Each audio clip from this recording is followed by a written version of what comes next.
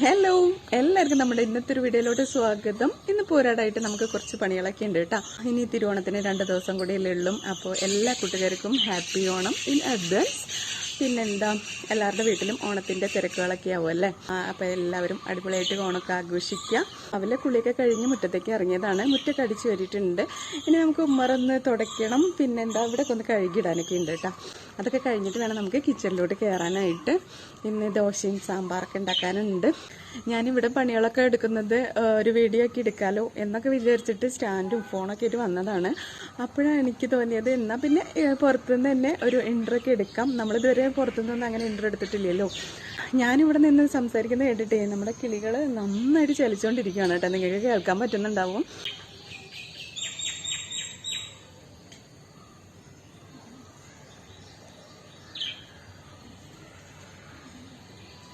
രാവിലെ ആണ് ചെങ്കിൽ കൂടിയിട്ട് നന്നായിട്ട് ഞാൻ വേർക്കുന്നുണ്ട് കേട്ടോ.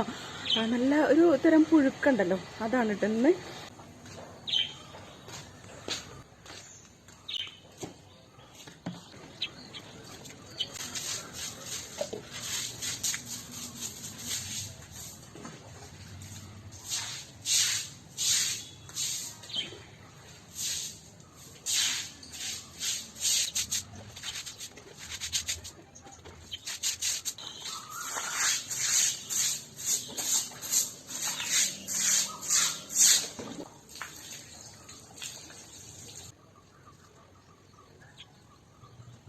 ഇപ്പം നമ്മുടെ വണ്ടീനൊക്കെ ഒന്ന് കഴുകിയിട്ടുണ്ട് കേട്ടോ.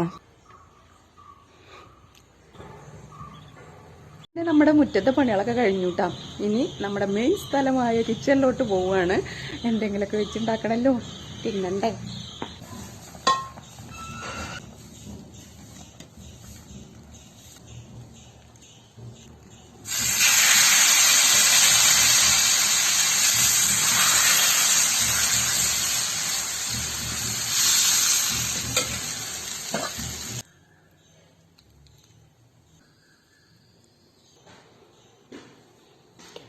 ദോശ സാമ്പാറൊക്കെ ആയപ്പോഴേ ഞാൻ ചായ കുടിക്കാൻ ഇരുന്നിട്ടുണ്ട്. പിള്ളേരുടെ കുളിയൊന്നും കഴിഞ്ഞിട്ടില്ല, അവർ കുളിച്ചിട്ടേ കഴിക്കുന്നുള്ളൂ എന്നൊക്കെ പറഞ്ഞു.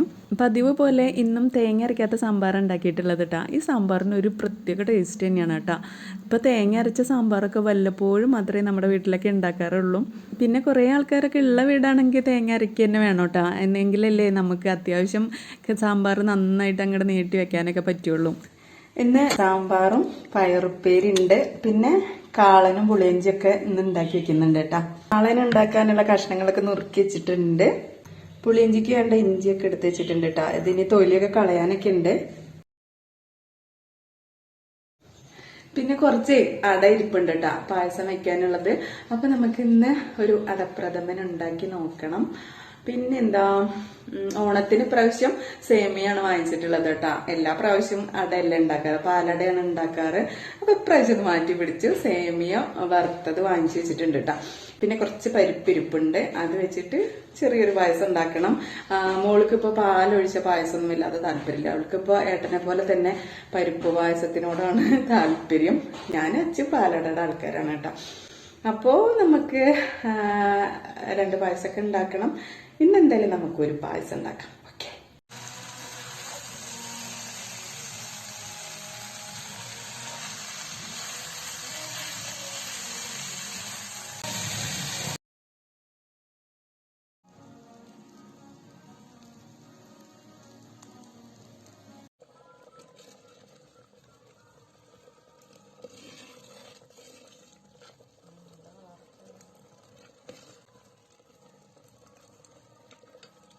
ഇപ്രാവശ്യത്തെ നമ്മുടെ ഓണത്തിൻ്റെ കാളനാണിത് കേട്ടോ.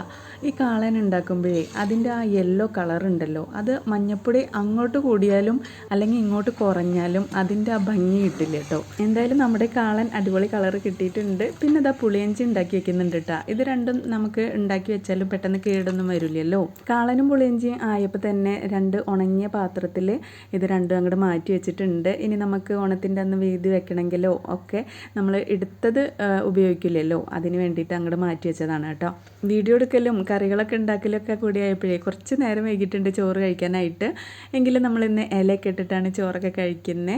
നമ്മുടെ പായസം അടപ്രഥമൻ എന്ന് പറഞ്ഞാൽ കുറച്ച് ഡാർക്ക് കളറല്ലേ. ശർക്കര നമ്മൾ ചതിച്ചു കേട്ടോ. എനിക്ക് കിട്ടിയത് വെള്ള ശർക്കരയായിരുന്നേ. കുറച്ചും കൂടി ഡാർക്ക് കളറ് ശർക്കരയാണെങ്കിൽ നമ്മുടെ ആ അടപ്രഥമൻ്റെ ആ ഒരു കളറ് കിട്ടത്തുള്ളൂ കേട്ടോ. എങ്കിലും കുഴപ്പമില്ല, ഇന്ന് ഞാനത് കഴിക്കണം എന്ന് ആഗ്രഹിച്ചു പോയി. അതുകൊണ്ട് പിന്നെ ആ ശർക്കര വെച്ചിട്ട് അങ്ങോട്ട് ഉണ്ടാക്കിയതാണ് കേട്ടോ. നടത്താൻ പറ്റുന്ന ആഗ്രഹങ്ങളൊക്കെ അപ്പം തന്നെ അങ്ങോട്ട് തീർക്കൂട്ടാ.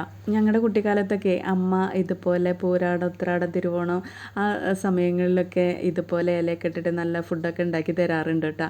അപ്പോൾ നമ്മുടെ മക്കൾക്കും നമ്മൾ അതൊക്കെ പഠിപ്പിച്ച് കൊടുക്കണം. നാളെ അവരുടെ മക്കൾക്കും ഞങ്ങളുടെ അമ്മ ഇതുപോലെയൊക്കെ ചെയ്തു തന്നിട്ടുണ്ടായിരുന്നു എന്ന് പറഞ്ഞു കൊടുക്കാനുള്ള ഓർമ്മകളൊക്കെ അവർക്കും വേണ്ടേ. ഓണം വിഷുവൊക്കെ ആകുമ്പോഴേ നിലത്ത് പായൊക്കെ ഇട്ടിട്ടാണ് നമ്മൾ സദ്യയൊക്കെ കഴിക്കാറ്. ഇന്നും പായൊന്നും ഇട്ടിട്ടില്ല എന്നേ ഉള്ളൂ, നമ്മൾ നിലത്തിരുന്നിട്ട് തന്നെയാണ് കഴിച്ചത്. ടി വി ഒക്കെ തുറന്നു വെച്ചിട്ടുണ്ടായിരുന്നു കേട്ടോ.